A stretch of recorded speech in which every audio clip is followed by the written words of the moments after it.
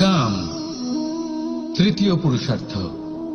এবার অধিকাংশ মানুষই কাম বলতে বিলাসিতা, বাসনা, লালসা মনে করে ফেলে। আসলে এমন কিছুই নয়। কামের বাস্তবিক অর্থ কি? কামের বাস্তবিক অর্থ হল কামনা। প্রতিটা ব্যক্তি, প্রতিটা মানুষ, প্রতিটা জীব এই সংসারে কোনো না কোনো বিশেষ কারণে আসে। সেই কারণকে পূর্ণ করার জন্য কর্ম করাকে কাম বলে। এখন সেটা সবার জন্য ভিন্ন হতে পারে। কারোর কাছে সেটা জ্ঞান অর্জন করা হতে পারে, আবার কারোর কাছে নির্মাণ করা হতে পারে। কারোর জন্য পরিবারকে সঞ্চালন করা হতে পারে, আবার কারোর জন্য এই সংসার থেকে পাপ দূর করা হতে পারে। কিন্তু সবথেকে গুরুত্বপূর্ণ হলো যে মানুষ যেন নিজের কর্ম ঠিক করে করে, সম্পূর্ণ যত্ন নিয়ে করে। তৃতীয় পুরুষার্থ মানে এই কাম। এটার অনুচিত অর্থ নিজেকে বোঝানো মানেই সমগ্র জীবনকে অর্থহীন করে দেওয়া। তাই প্রেম দ্বারা আপনার এই সংসারে আসার কারণটাকে অনুসন্ধান করুন, আর এই প্রেমের সাথেই বলুন রাধা রাধা। ক্রোধ আপনার অন্তরের আরো একটা শত্রু। এই ক্রোধ আসলে কি? আপনার মনের এক ভাবনা, যা আপনার মনেই উৎপন্ন হয়। এই মন আত্মার সাথে যুক্ত থাকে। এখন একটা ভাবনা যা আত্মার সাথে যুক্ত থাকে তাকে অনুচিত কেন বলা হয় সেটা বোঝার চেষ্টা করুন। ক্রোধ কখনো কখনো জরুরি হয়, বিশেষ রূপে তখন যখন আপনি সঠিক পক্ষে দাঁড়িয়ে রয়েছেন এবং সামনের ব্যক্তি অধর্মের পক্ষে রয়েছেন আর বিনম্রভাবে মানছেন না। যেমন শ্রীরাম ক্রুদ্ধ হয়েছিলেন সাগরের ওপর। ওটা উচিত ছিল, আর তা ততক্ষণই উচিত যতক্ষণ আপনি ক্রোধকে নিয়ন্ত্রণ করছেন। যদি ক্রোধ আপনাকে নিয়ন্ত্রণ করতে শুরু করে তাহলে পরিস্থিতি এমনও হতে পারে, ধরুন একজন ব্যক্তির প্রতি ক্রোধের কারণে আপনি তার ক্ষতি করতে চান। আপনি একটা কয়লা হাতে নিলেন, আর সেই কয়লা সামনের ব্যক্তির ক্ষতি করার পূর্বে আপনার হাত জ্বালিয়ে পরিস্থিতি এমনও হতে পারে। ধরুন একজন ব্যক্তির প্রতি ক্রোধের কারণে আপনি তার ক্ষতি করতে চান। সর্বপ্রথম আপনি একটা কয়লা হাতে নিলেন, আপনার কয়লা সামনের ব্যক্তির আপনার নিয়ন্ত্রণ হারিয়ে ফেলেন আর সবকিছু নষ্ট হয়ে যায়। বেশিরভাগ মানুষ ক্রোধে এমন সিদ্ধান্ত নেন যে সেটা তাদেরই বিনাশের কারণ হয়ে দাঁড়ায়, আর কিছু মানুষ বলেন যে সেই পথে অগ্রসর হয়ে পড়েন। এবার সেই পথে এগোতে এগোতে অনেক মানুষজন, অনেক ঘটনা, অনেক সমস্যা চলে আসে, যার ফলে তার মন বিচলিত হয়ে পড়ে। যদি মন বিচলিত হয়ে যায় তাহলে লক্ষ্যের প্রতি কিভাবে একাগ্রচিত্ত হবেন? সেই জন্য অত্যন্ত আবশ্যক যে আপনি সময়ের সদ্ব্যবহার করুন সেই পথে চলার জন্য। সেই পথে সামনে এগোতে থাকুন, চোখ থাকবে শুধু লক্ষ্যের দিকে। যখনই আপনি বুঝবেন যে আপনি লক্ষ্যভ্রষ্ট হচ্ছেন, আবার সেই পথে নিজেকে টেনে আনুন। ঠিক এইভাবেই এগোতে থাকুন, সাফল্যের শিখরে গিয়ে পৌঁছন, আর সেখানে গিয়ে আনন্দের সাথে উচ্চ স্বরে বলুন রাধা রাধা। এগুলো হলো নিম পাতা। যদি এগুলো চেখে দেখেন তাহলে মুখ বিকৃত হবে। এগুলো কি তেতো খেতে, হে নারায়ণ! এর থেকে বেশি তিক্ত সংসারে আর কিছুই হতে পারে না। হয়তো আপনি এগুলো ফেলেও দেবেন, কিন্তু যদি এই স্বাদের ঊর্ধ্বে উঠে এই নিমের বিষয়ে আপনারা জানতে চেষ্টা করেন তাহলে আপনি জানতে পারবেন যে এই নিম কতটা বেশি গুরুত্বপূর্ণ, কত গুরুত্বপূর্ণ ওষুধ, আর আমাদের শরীরের জন্য কতটা বেশি লাভজনক। এই নিম, এর মধ্যে অনেক রোগের উপশম নিহিত রয়েছে। এবার জীবনে আমরা বিভিন্ন মানুষের সাথে পরিচিত হই, নেত্র দ্বারা তাদের দেখি, কিন্তু তাদের আমরা খুব একটা পছন্দ করি না। সেক্ষেত্রে আমাদের কি করা উচিত? অন্তর মন দিয়ে তাদের দেখা উচিত। ওনাদের রূপ রং নয়, ওনাদের ব্যবহার, ওনাদের গুণাবলী দেখা উচিত।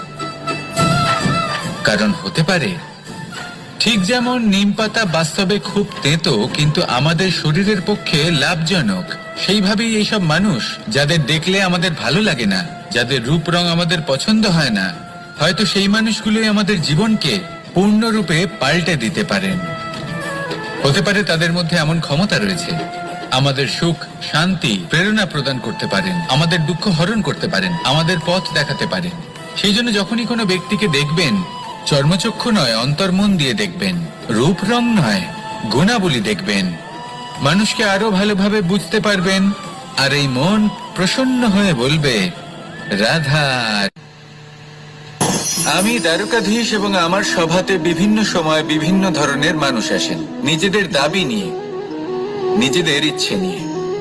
কখনো কেউ ভোজন চান, আবার কখনো কেউ ওষুধ, কখনো কেউ বস্তু চান, কেউ আবার চান বস্ত্র, কারোর জ্ঞান চাই, কারোর ধন চাই, আবার কারোর বাসস্থান। অনেক সময় আমি এই অনুরোধ, এই ইচ্ছে পূর্ণ করি না। এবার আপনি এটা ভাবতেই পারেন যে কৃষ্ণ তো তাহলে লোভী, ওর কাছে তো সবকিছুই রয়েছে, তারপরেও সে নিজের প্রজার ইচ্ছে পূর্ণ করে না, তাদের সমস্যাগুলি বুঝতে পারে না, তাদের সুখ স্বাচ্ছন্দ্য প্রদান করে না। আসল সত্য হলো এটাই যে কোনো সবল ব্যক্তি, যে কোনো গৃহস্থ ব্যক্তি যে কাজ করতে সক্ষম, তার পরিশ্রম দ্বারাই নিজের প্রয়োজনগুলি এবং ইচ্ছেগুলি পূরণ করা উচিত। এটা অত্যন্ত প্রয়োজনীয়, আর এগুলো তিনি করতে পারেন শিল্প, ব্যবসা, আচরণ অথবা জ্ঞানের ভিত্তিতে। এই পথে চলতে হবে, পরিশ্রম করতে হবে, তবেই সে কিছু অর্জন করতে পারবে। এবার এমন কোনো ব্যক্তি যার এই সব কিছুতে কোনো রুচি নেই, যে কিছুই করতে চায় না, সে কিছুই অর্জন করতে পারবে না। এবার এরকম কোনো ব্যক্তিকে যদি আমি কোনো বস্তু প্রদান করি, তাহলে কি হবে?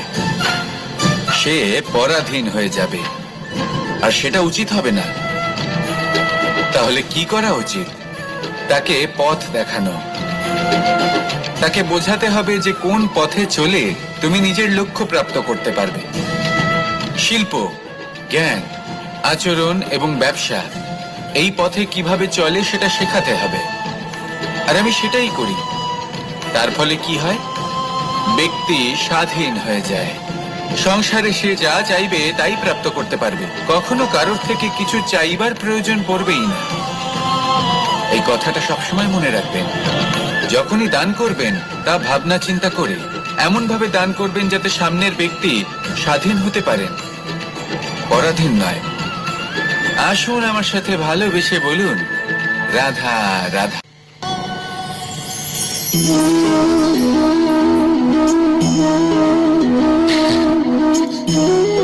ঘুমের মধ্যে আমরা বিভিন্ন ধরনের স্বপ্ন দেখি, কিছু সুখের, কিছু দুঃখের, কিছু অত্যন্ত ভয়ানক। কিন্তু সত্যি কথা বলতে এর উপর আমাদের কোনো নিয়ন্ত্রণ নেই। কিন্তু আমি এমনও কিছু ব্যক্তিকে দেখেছি যারা খোলা চোখে স্বপ্ন দেখেন এবং তা যাপন করেন। নিজেদের একটা আলাদা স্বপ্ন নগরী আছে ওনাদের, সেখানেই জীবন যাপন করেন। আসল বাস্তবটা কি তাতে ওনাদের কিছুই যায় আসে না। এমন কিছু মানুষ আছেন যাদের কাছে বিন্দুমাত্র জ্ঞান নেই, সে না হয় ঠিক আছে, কিন্তু জ্ঞান এমন ভাবে প্রদান করবেন যে মনে হবে সংসারের সমস্ত জ্ঞান তাদের কাছেই রয়েছে। এমন কিছু মানুষ আছেন যারা ভালোবাসতে জানেন না, আর তাও আমি মেনে নিলাম, কিন্তু কথা এমন ভাবে বলবেন তাতে মনে হবে যেন প্রেমের বিষয়ে সবকিছু শুধুমাত্র ইনিই জানেন। এবার আমি এমন কথা অবশ্যই বলছি না যে আপনি এরকম করেন, কিন্তু যদি কোনো ব্যক্তি এরকম করেন তাহলে তার এটা মাথায় রাখা উচিত যে সেই ব্যক্তি অন্য কারোর সাথে নয়, নিজের সাথে অনুচিত করছেন। কারণ এমন কাজ করে উনি নিজের দোষ, নিজের অপগুণ সংসারের কাছে নয়, নিজের কাছে লুকোচ্ছেন।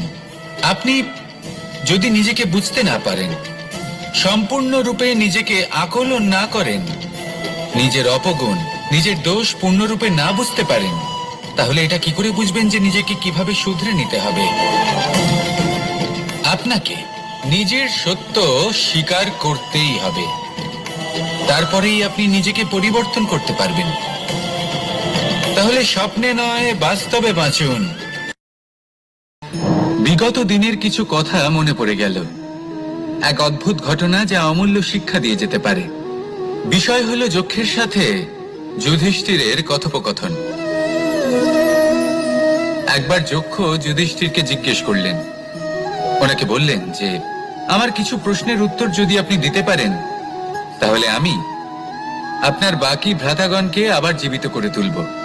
সেগুলোর মধ্যে খুব গুরুত্বপূর্ণ আর কঠিন একটা প্রশ্ন ছিল, এই সংসারে সব থেকে শ্রেষ্ঠ আশ্চর্য কোনটি? এই প্রশ্ন আমি আপনাকে জিজ্ঞেস করছি। এবার কেউ বলবেন স্বর্ণ দ্বারা নির্মিত লঙ্কা, এটি হলো সংসারের সব থেকে বড় আশ্চর্য। কেউ বলবেন বরফে ঢাকা সেই পর্বত যা আকাশ স্পর্শ করে। কেউ বলবেন সেই সমুদ্র যার গভীরতা মাপা অসম্ভব ব্যাপার। কেউ বলবেন সেই বায়ু যা আমরা দেখতে পাই না কিন্তু তা আমাদের জীবন দান করে। সংসারের সব থেকে বড় আশ্চর্য কি, সেই প্রশ্নের উত্তর যুধিষ্ঠির দিয়েছিলেন, আর তা ছিল শ্রেষ্ঠ উত্তর এবং উচিত। উনি বলেছিলেন যে সংসারে প্রতিদিন কোনো ব্যক্তি জন্ম লাভ করেন আর কোনো ব্যক্তি মৃত্যুও লাভ করেন। এবার এই কথাটা সবাই জানেন, সবাই বোঝেন যে যখন জন্মেছি তখন কোনো একদিন আমিও অবশ্যই মৃত্যু লাভ করব।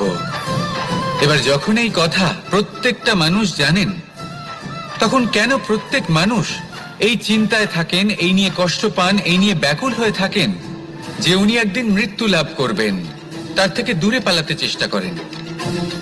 বলেন যে আমি মৃত্যু লাভ করতে চাই না। কেন? যেখানে কোনো না কোনো দিন এটা অবশ্যই হবে। এ হলো ব্রহ্ম সত্য। এই যে ব্যাকুলতা, এই ভয়, এই যন্ত্রণা, এই চিন্তা তার মনকে বাঁচতেই দেয় না, এই জীবন অনুভবই করতে দেয় না। সেই জন্য এই চিন্তা, ব্যাকুলতা, ভয় এসবের কি লাভ? কোনো লাভ নেই। সেই জন্য যতক্ষণ জীবনযাপন করছেন প্রত্যেক মুহূর্ত যেন শ্রেষ্ঠ হয়, আনন্দময় হয়, প্রেমের দ্বারা পরিপূর্ণ হয়, সেই চেষ্টা করুন। চেষ্টা করুন যাতে আপনি যে কাজ করছেন তার দ্বারা যেন অন্যের মঙ্গল হয়। এই প্রচেষ্টাই আপনার জীবনকে প্রসন্নতা আর প্রেম দ্বারা ভরিয়ে তুলবে। এই মন সুপ্রসন্ন হয়ে বলবে রাধা রাধা। এবার যদি আপনাকে জিজ্ঞেস করা হয় যে সব থেকে বেশি শক্তির অনুভব কোথা থেকে করা সম্ভব, তখন কেউ কেউ বলবেন পুষ্টিকর আহার গ্রহণ করলে, ব্যায়াম করলে, কেউ বলবেন ধন লাভ করলে, বন্ধুদের থেকে, পরিবারের থেকে, আদি ইত্যাদি। এইভাবে আপনি শক্তির অনুভব অবশ্যই করতে পারেন, কিন্তু সব থেকে বেশি শক্তির অনুভব যদি আপনি করতে চান তাহলে তা পাবেন শুধু একতার দ্বারা, সংগঠনের দ্বারা। যদি আপনাকে উদাহরণ দিই, নিজের এই হাতটাকে দেখুন, 5টা আঙুল রয়েছে। কোনো একটা বস্তুকে নিজের একটা আঙুল দ্বারা তুলে ধরার চেষ্টা করে দেখুন, বড়ই কষ্ট হবে। তখন আপনি বুঝতে পারবেন যখন এই 5টি আঙুল একত্রিত হয় তখন কোনো কাজ কতটা সহজ হতে পারে। এটাই হলো শক্তি, একতার। সব থেকে ভালো উদাহরণ যদি আপনাকে দিই তাহলে বাঁশি। এই বাঁশি থেকে অত্যন্ত মধুর সুর নির্গত হয় যা সবার মন প্রসন্ন করে দেয়। এই কথা সত্যি, কিন্তু এই বাঁশি আমি একটা বা দুটো আঙুল দিয়ে বাজাতে পারবো না। আমাকে প্রত্যেকটা আঙুল ব্যবহার করতেই হবে, তবেই এর থেকে মধুর সুর নির্গত হবে যা সকলকে প্রসন্ন করবে, ঠিক কিনা? ঠিক এইভাবেই যদি আপনি চান যে আপনার জীবনরূপী বাঁশি থেকেও মধুর সুর নির্গত হোক বা সবার মনকে প্রসন্ন করে তুলুক, তাহলে আপনাকেও জীবনে একতা নিয়ে আসতেই হবে। আপনি একাও কর্ম করতে পারেন, পথ চলতেও পারেন, সামনেও এগোতে পারেন, সাফল্যও লাভ করতে পারেন। কিন্তু যখন সকলে একসাথে এগোবেন, সেই পথে চলবেন, সেই কর্মই করবেন, তখন লক্ষ্যে অবশ্যই পৌঁছবেন, সাফল্য অবশ্যই লাভ করবেন। কিন্তু সেই সাফল্য এবং তার আনন্দর সংমিশ্রণটাই একটু অন্যরকম হবে। তাই জীবনে ঐক্যবদ্ধ হন, একসাথে মিলে এগোতে থাকুন, আর আমার সাথে ভালোবেসে বলুন রাধা রাধা। 2 ধরনের আবেগ রয়েছে যার কোনো মূল্য নেই। আমার কথার অর্থ এটা নয় যে এদের কোনো গুরুত্ব নেই, গুরুত্ব যথেষ্টই রয়েছে, শুধু এদের জন্য আপনাকে কোনো মূল্য দিতে হয় না। প্রথম আবেগ হলো আনন্দ, প্রসন্নতা। এটা আপনি যে কোনো জায়গায় খুঁজে পেতে পারেন যদি আপনি খুঁজে পেতে চান। আপনি কোনো পুষ্পের সৌন্দর্য দেখে প্রসন্ন হতে পারেন, বায়ুর কারণে যখন একটি বৃক্ষ শিহরিত হয় সেটা দেখে আপনি প্রসন্ন হতে পারেন। একটা ছোট্ট শিশুর কলরব শুনেও আপনি প্রসন্ন হতে পারেন। একটা ক্রন্দনরত বালককে হাসিয়ে আপনি প্রসন্ন হতে পারেন। সবকিছু আপনার উপর নির্ভরশীল। সেখানে আরেকটি আবেগ হলো দুশ্চিন্তা। মানুষ বড়ই দুশ্চিন্তা করতে থাকে। আজ আমি এই কাজ করেছি, সেই বিষয়ে চিন্তা। আজ আমি এই কাজ করতে পারিনি, সেই বিষয়ে চিন্তা। কাল আমাকে এই কাজ করতে হবে, সেই নিয়ে চিন্তা। আমি কি সেই কাজটা করতে পারবো, সেই বিষয়ে দুশ্চিন্তা। চিন্তা সর্বত্র রয়েছে, যার জন্য মূল্য দিতে হয় না। যত চান আপনি একত্রিত করতে পারেন। একটা গুরুত্বপূর্ণ কথা মনে রাখবেন, প্রসন্নতা জীবনের একটা নতুন সূত্রপাত। সেখানে দুশ্চিন্তা হলো জীবনের চিতার সমান। এবার এই দুটি আবেগ হলো মূল্যহীন, দুটোই আপনার সামনে আছে। কোনটা চয়ন করবেন আপনি, দুশ্চিন্তা নাকি প্রসন্নতা? সিদ্ধান্ত। পুরুষার্থ। শাস্ত্রে 4 ধরনের পুরুষার্থের কথা বলা হয়েছে। প্রথম হলো ধর্ম। আপনি কি জানেন এই ধর্ম আসলে কি? আপনার কি মনে হয় ধর্ম আসলে কি? কোনো বিশেষ ঈশ্বরকে মানাই কি ধর্ম বলা হয়? নাকি কোনো বিশেষ রীতি পালন করাই হলো ধর্ম? নাকি কোনো বিশেষ সাহিত্যকে সর্বশ্রেষ্ঠ মনে করাই হলো ধর্ম? না, ধর্ম হলো সেটা যাকে ধারণ করা যেতে পারে। আর ধারণ শুধু সেটাই করা যায় যা পবিত্র। পবিত্র শুধু তাকেই বলা হয় যা নিঃস্বার্থ, যার মধ্যে শাসন করার কোনো ইচ্ছে নেই, যা সরলভাবেই প্রবাহমান, জল এবং বায়ুর মতো। যখন কোনো ব্যক্তি ধর্মকে ধারণ করেন এবং সেই ধর্ম সেই ব্যক্তিকে রক্ষা করে, তখন তাকে ধর্ম বলা হয়। ধর্ম যা রক্ষা করে অহংকার থেকে, খারাপ চিন্তার হাত থেকে। সেই জন্য পুরুষার্থ গড়ে তোলার আগে, ধর্ম পালন করার আগে, ধর্মের প্রকৃত অর্থ কি সেটা বুঝে নিন। এটা জেনে রাখুন যে সমস্ত ধর্মের আধার, সমস্ত ধর্মের ভিত শুধুমাত্র ভালোবাসা। আসুন আর এই ভালোবাসার সাথেই বলুন রাধা রাধা। কখনো কোনো বাগানের কোনো বৃক্ষকে দেখেছেন যেখানে সুগন্ধি ফুল থাকে, রসালো ফল থাকে? তখন মন প্রফুল্ল হয়ে ওঠে, মন থেকে সেই বৃক্ষের প্রতি ভালোবাসা জন্মায়। কিন্তু যিনি বাগানের মালিক, শুধুমাত্র তিনিই জানেন যে কিভাবে এই বৃক্ষকে আগলে রাখতে হয়, কিভাবে তার পরিচর্যা করলে এতে সুন্দর সুগন্ধি ফুল হবে, রসালো ফল হবে। কখনো কখনো প্রয়োজনের থেকে বেশি রোদ পেলে এই বৃক্ষগুলি শুকিয়ে যায়। প্রয়োজনের থেকে কম রোদ পেলেও এই বৃক্ষ কিন্তু শুকিয়ে যায়। প্রয়োজনের থেকে কম জল যদি পায়, এই বৃক্ষ শুকিয়ে যেতে পারে। প্রয়োজনের থেকে অতিরিক্ত জল যদি পায়, তখনও এই বৃক্ষের শিকড়গুলি নষ্ট হয়ে যেতে পারে। এবার এটাই কিন্তু আমাদের সংসারের সাথেও হয়। আমাদের সংসারের সকল প্রতিভাশালী ব্যক্তি, যেমন লেখক, বিচারক, প্রবক্তা, যোদ্ধা, এদের সবার ক্ষেত্রে এই কথাটাই প্রযোজ্য। যদি বেশি প্রশংসা করা হয়, তাহলেও এরা হারিয়ে যাবেন। প্রয়োজনের থেকে বেশি যদি নিন্দা করা হয়, তখনও তারা নত হয়ে পড়বেন। তাহলে আপনি এদের রক্ষা করুন এবং নিজেদেরও। মনে রাখবেন একটা কথা, জেনে রাখুন কখন কোন নিন্দায় আপনি লজ্জিত হবেন না, আর কখন কোন প্রশংসার দ্বারা নিজের মধ্যে অহংবোধ জাগ্রত করবেন না। এই মন সুপ্রসন্ন হয়ে বলবে রাধা রাধা। এই সাগর কত বিশাল আকার, কখনো শান্ত কখনো উত্তাল, কিন্তু এই সাগরকে এত মহান কে করে তুলল? জল। এবার এই জলের যাত্রা দেখুন, সেটা কতটা কঠিন। এই জল সাগরে থাকে। সূর্য ওকে এতটা উত্তপ্ত করে তোলে যে এই জল নিজের অস্তিত্ব হারিয়ে ফেলে এবং বাষ্পে পরিণত হয়ে হাওয়ায় মিলিয়ে যায়। তারপরে আকাশে যায় আর নিজের অস্তিত্ব আবার হারিয়ে ফেলে, মেঘে পরিণত হয়। তারপর এই মেঘ কোথাও গিয়ে কোনো পর্বতে ধাক্কা খায়, তারপর আবার এই জল নিজের অস্তিত্ব হারায়। তারপরে বর্ষার রূপ ধারণ করে তা বর্ষিত হয়, বা কোনো পর্বতের চূড়ায় তার শিখরে বরফের রূপ ধারণ করে। তারপরেই বর্ষা মাটির দিকে নিজের যাত্রা শুরু করে। এবার মাটিতে ঝরে পড়া এই বর্ষা স্রোতের আকার ধারণ করে এবং আস্তে আস্তে বইতে থাকে। এই নদীর আকার ধারণ করে এবং নদী রূপে বইতে বইতে পাথরে ধাক্কা খায় বা কোনো পর্বতে ধাক্কা খায়, আর তারপর এই নদী এসে সাগরে সমাহিত হয়ে যায়। নদীর এই জল আবারও নিজের অস্তিত্ব হারিয়ে ফেলে, কিন্তু এইবার সেই জল নিজেই সাগরে পরিণত হয়। এটা আমাদের সকলের জন্য একটা শিক্ষা যে এই সংসারে জীবন এবং সময়ের হলো এক অনন্ত যাত্রা।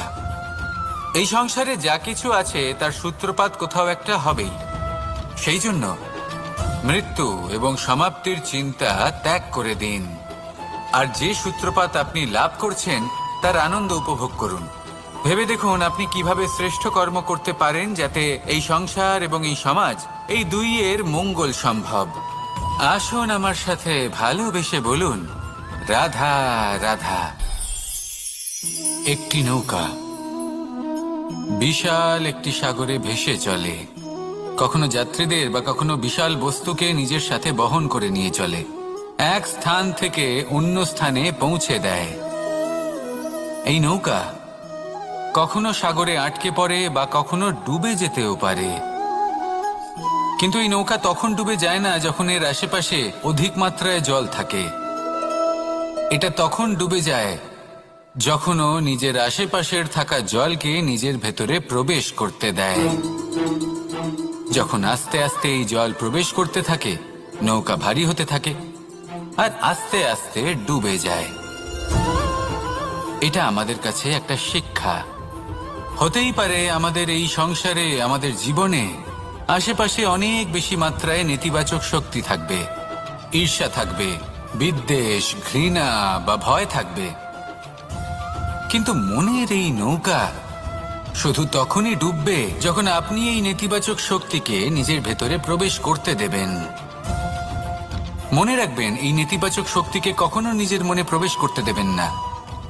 প্রবেশ করলেও তাহলে যেন সে সেখানে কোনো স্থান না পায়। শুধু এই বিষয়টা খেয়াল রাখলে আপনার মনের এই নৌকা জীবনের এই সাগরে সব সময় ভেসে থাকবে, আর এই মন প্রসন্ন হয়ে বলবে, রাধা রাধা। আমরা সকলে শক্তি অনুভব করতে চাই। এবার যদি আপনাকে জিজ্ঞেস করা হয় যে সব থেকে বেশি শক্তির অনুভব কোথা থেকে করা সম্ভব, তখন কেউ কেউ বলবেন পুষ্টিকর আহার গ্রহণ করলে, ব্যায়াম করলে, কেউ বলবেন ধন লাভ করলে, বন্ধুদের থেকে, পরিবারের থেকে, আদি ইত্যাদি। এইভাবে আপনি শক্তির অনুভব অবশ্যই করতে পারেন, কিন্তু সব থেকে বেশি শক্তির অনুভব যদি আপনি করতে চান তাহলে তা পাবেন শুধু একতার দ্বারা, সংগঠনের দ্বারা। যদি আপনাকে উদাহরণ দিই, নিজের এই হাতটাকে দেখুন, 5টা আঙুল রয়েছে। কোনো একটা বস্তুকে নিজের একটা আঙুল দ্বারা তুলে ধরার চেষ্টা করে দেখুন, বড়ই কষ্ট হবে। তখন আপনি বুঝতে পারবেন যখন এই 5টি আঙুল একত্রিত হয় তখন কোনো কাজ কতটা সহজ হতে পারে। এটাই হলো শক্তি, একতার। সব থেকে ভালো উদাহরণ যদি আপনাকে দিই তাহলে বাঁশি। এই বাঁশি থেকে অত্যন্ত মধুর সুর নির্গত হয় যা সবার মন প্রসন্ন করে দেয়। এই কথা সত্যি, কিন্তু এই বাঁশি আমি একটা বা দুটো আঙুল দিয়ে বাজাতে পারবো না। আমাকে প্রত্যেকটা আঙুল ব্যবহার করতেই হবে, তবেই এর থেকে মধুর সুর নির্গত হবে যা সকলকে প্রসন্ন করবে, ঠিক কিনা? ঠিক এইভাবেই যদি আপনি চান যে আপনার জীবনরূপী বাঁশি থেকেও মধুর সুর নির্গত হোক বা সবার মনকে প্রসন্ন করে তুলুক, তাহলে আপনাকেও জীবনে একতা নিয়ে আসতেই হবে।